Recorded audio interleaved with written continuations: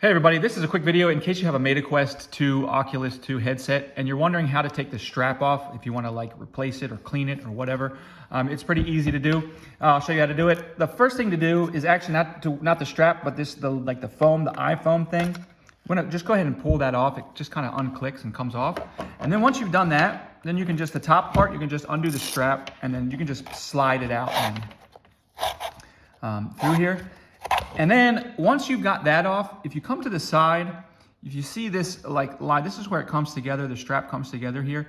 You can just kind of gently pull that away and it'll pop off. Do the same thing on the other side. And your strap is removed. And then to put it back on, you pretty much just, once you've cleaned it, or if you got a new one, you just kind of do the opposite, do everything in the opposite direction. Just pop them back on here. Put the Velcro back through there, and then once the Velcro's back through, the strap's back on, you just go ahead and pop your the eye foam thing back on.